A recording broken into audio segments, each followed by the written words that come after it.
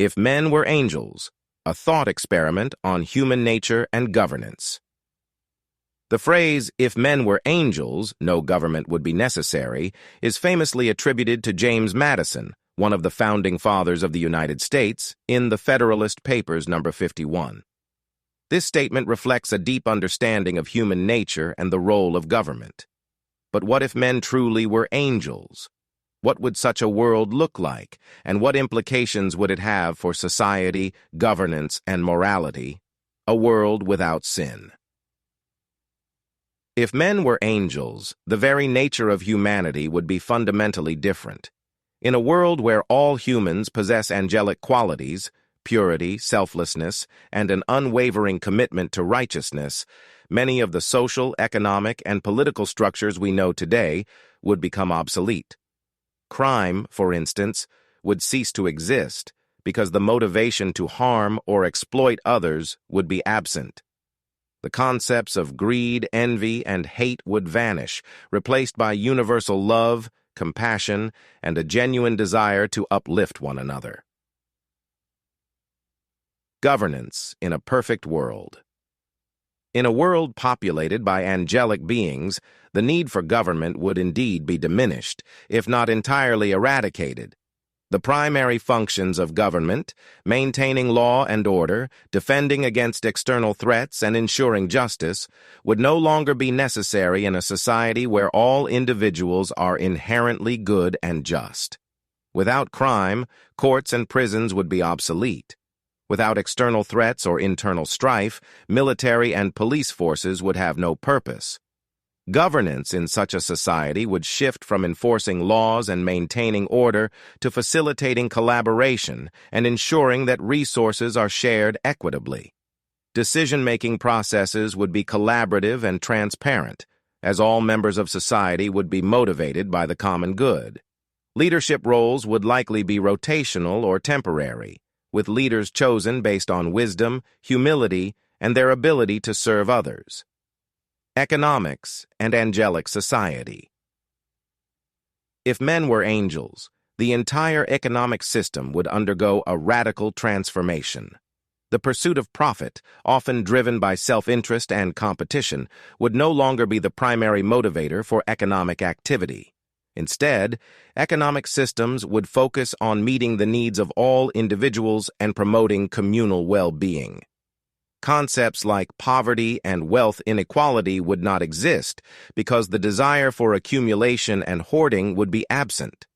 Resource distribution would be based on need rather than ability to pay, and work would be motivated by a sense of purpose and fulfillment rather than necessity or greed.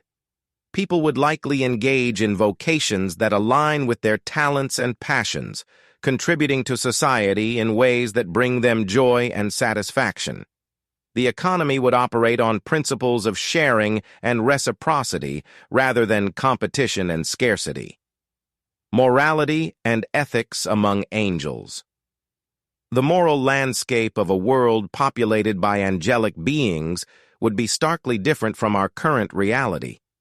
Ethical dilemmas that arise from conflicting interests would be rare, as all individuals would prioritize the well-being of others. The need for moral teachings, legal codes, and religious doctrines to guide behavior would diminish, because the moral compass of each individual would be aligned toward goodness. However, this raises an interesting question. Would the absence of moral struggle make virtue meaningless?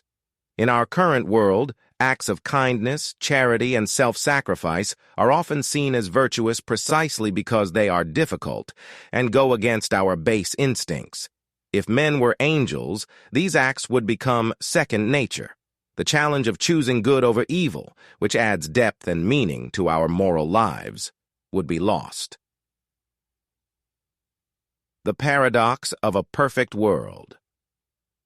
While imagining a world where men are angels is a fascinating exercise, it also highlights the paradox of perfection.